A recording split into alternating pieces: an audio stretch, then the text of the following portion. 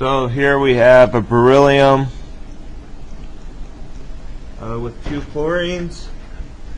That formula is given to us, and it says, is the octet rule satisfied for beryllium in this compound? And so to answer that question, we should probably try to draw the best Lewis structure we can and look at the beryllium and see if it has the same number of electrons as the noble gas. So ultimately, the octet rule is based on the number 8 because all the noble gases on the periodic table have 8 valence electrons except helium. So really when I say octet, I'm not really necessarily just saying 8. I'm saying same number of electrons as the noble gas. So that's what you want to think about when you think about the octet rule.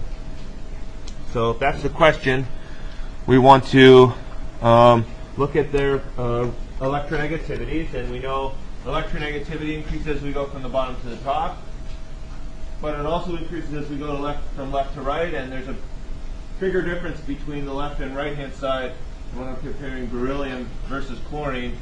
It's only one level up, but it's a bunch of rows over to get from beryllium to chlorine. So that allows me to predict that chlorine should have a higher electronegativity. So I should put chlorine on the outside rather than in the middle. On the exam, I will give you the electronegativities for the atoms I expect you to use to draw Lewis structures with. But even if I didn't have those electronegativities, I could still pretty confidently predict the beryllium should be in the center. The more electronegative atoms need to be on the outside because that's a position where they're likely to be assigned lone pairs, electrons that they own all to themselves. And if they're more electronegative, they're better at attracting electrons, and so they should be more stable in a position where they have a lot of electrons that they're not sharing. So then I want to count up the valence electrons that I need to put in. So I've already added 4. Beryllium is in group 2A. Chlorine is in group 7A, and I've got 2 chlorines, so that's 16 valence electrons. I've added 4 so far. So I got to put 12 more in, and I want to always start by putting them in on the outside on the more electron attracting or electronegative element first. So 2, 4, 6, 8, 10, 12. So that's all I have. So then what we would normally do is to recognize that the beryllium only has 4 electrons around it, and it really should have the same number as the noble gas. So what should I do?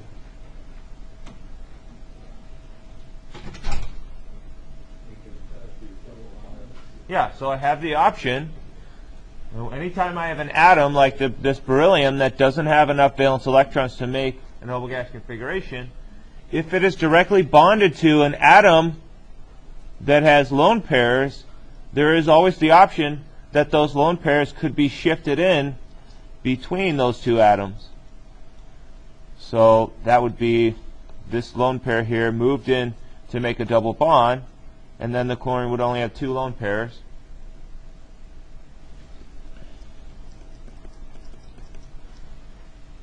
And then I could maybe recognize that if I did that on the other side as well, now the beryllium has 8 valence electrons.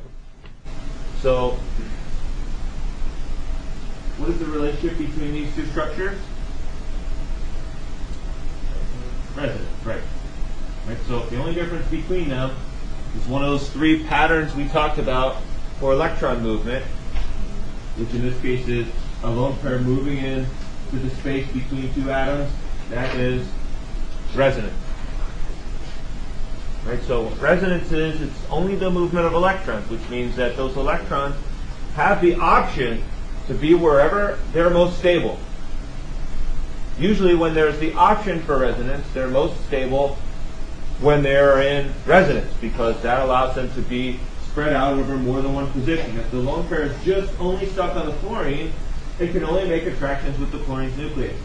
If it's only in this bonded area, then it's only in that one area attracting to those 2 nuclei, which isn't really favorable, because if the chlorine is more electronegative, it would also be nice to put some of that electron density on the chlorine. So the resonance allows the electrons more options. It allows them to be in a larger orbital, spread out over more atoms, forming more attraction. However, if the resonance creates a situation where the two structures are very different in stability, then the resonance is probably not going to be significant. So this is a tricky one, because in my top resonance structure, I have an incomplete octet. In my bottom resonance structure, I've got a lot of unstable formal charge.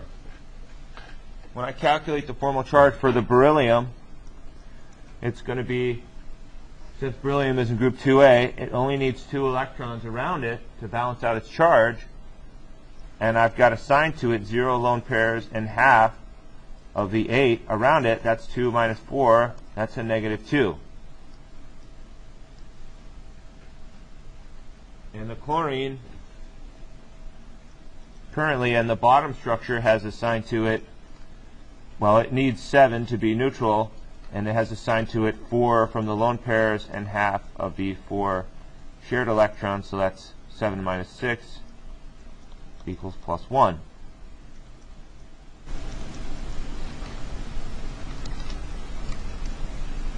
So what's better, to have no formal charge and an incomplete octet on the beryllium, or to have a minus 2 on the beryllium and a plus 1 on each chlorine?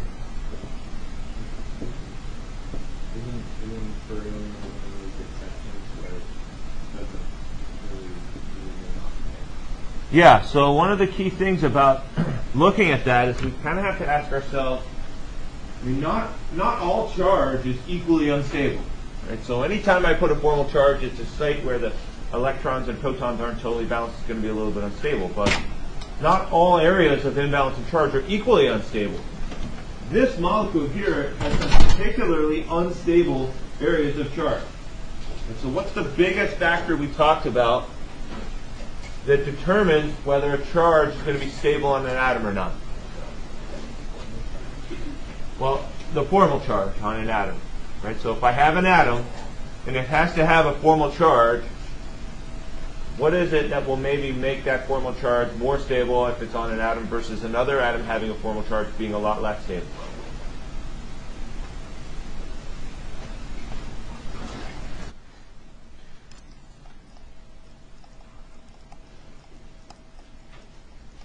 The stability of formal charge is it's always going to be somewhat unstable.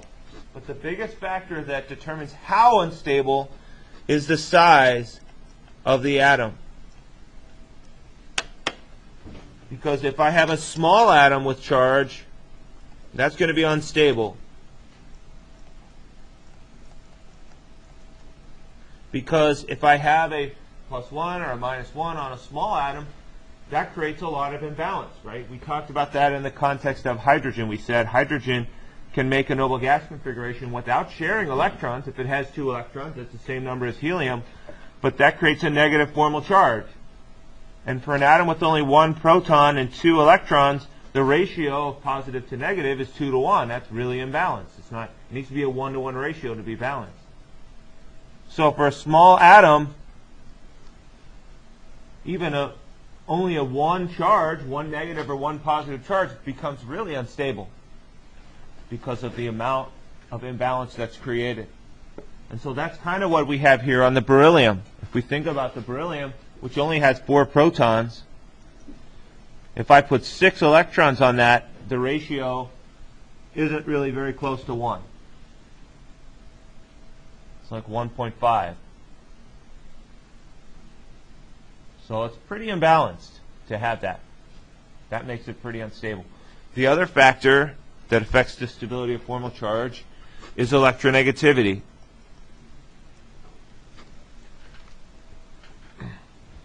And about that, we can say highly electronegative atoms are unstable with a positive charge. And we could say the opposite. I don't know if I have space, but low electronegativity atoms are unstable with a negative charge. Right, and that should make logical sense to you, because if an atom is electronegative, that's an atom that attracts electrons strongly. And chlorine is one of the most electronegative atoms. It's in the top 3, top 4. So as one of our most electronegative atoms, it should be attracting electrons not donating electrons and putting itself in a position where it doesn't have enough. If an atom isn't good at attracting electrons naturally, if it has a low electronegativity, well, then it's easy for other atoms to kind of pull the electrons away from it and leave it with a positive charge. But if it's a high electronegativity atom, it's not going to naturally allow electrons to be pulled away from it. That's not what electronegativity allows for. Electronegativity is the attraction for electrons. So it's very unstable, and it's not likely to exist that way for a high electronegativity atom to share extra electrons to the point where it takes on a positive charge. So both of the factors that affect the stability of a formal charge are suggesting that these charges in particular on this molecule are really quite unstable. And so that is the reason why beryllium is an exception to the octet rule.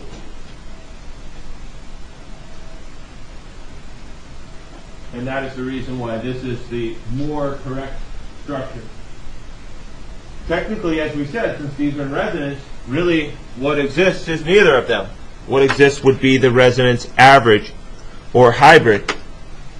But since one of these structures is a lot more stable than the other, the hybrid will really pretty much look almost the same as the top structure, since the bottom structure is so unstable with its formal charge in comparison. So, is the octet rule satisfied for beryllium in this compound? And the answer is no, because it would create too much unstable formal charge. If not, can you form an octet around beryllium by drawing another resonance structure? Yes.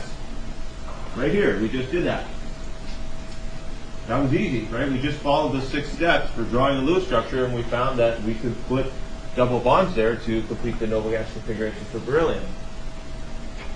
Is that a plausible resonance structure? And the answer is, well, sort of, but mostly not really, because of the unstable formal charges that are created there.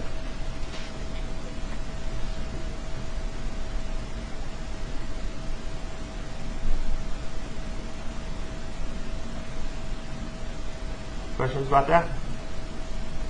Could you explain why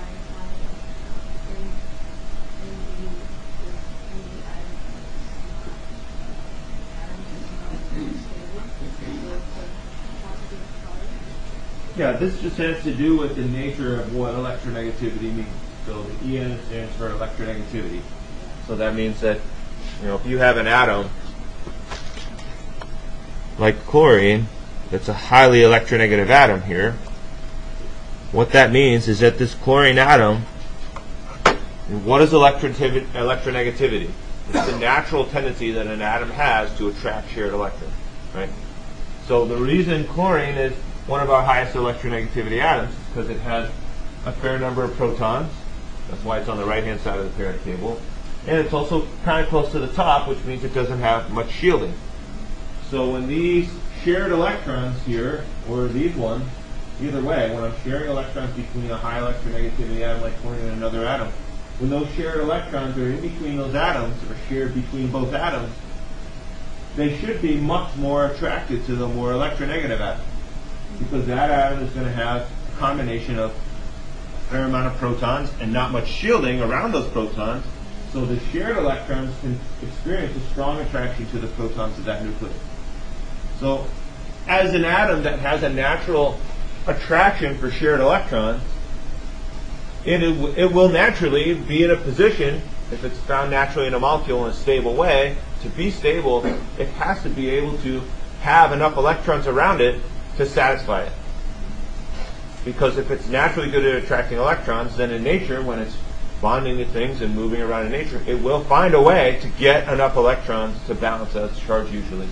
And so if I put one of those highly electronegative atoms in a drawing that puts it in an unfavorable, unstable state, because now it has a positive, meaning it doesn't have enough electrons to balance out its positive charge, it's just unlikely to exist that way. It's unstable that way, because it will naturally be better at attracting electrons, and it will pull electrons toward it until it keeps those electrons just naturally good at attracting electrons. So it will pull those electrons in and arrange the electrons around it in a way that usually keeps it balanced. So that's why it's unstable. Yes. Yeah. Likewise, for a low electronegativity atom, it's not usually going to be stable with a negative charge. because a low electronegativity atom is not good at attracting electrons and pulling them in. Maybe because it has too much shielding or not enough protons in its nucleus to really attract the electron. So if I take a low electronegativity atom like hydrogen and give it too many electrons, it's not going to be stable like that. It needs something else to come in and start sharing those electrons, because those electrons aren't satisfied with the amount of positive in the nucleus. It's just not a stable arrangement. They need something else to come in and attract to them. And if I have an H- around in nature, it will just react with water or whatever it comes in contact with to try to balance that unstable charge on a low electronegativity atom. If the atom's not naturally good at holding and attracting electrons, and I put extra electrons on it, those electrons won't be close to its nucleus. They won't be stabilized well by its positive charge, and they will naturally be attracting other positive charges from other molecules in the environment.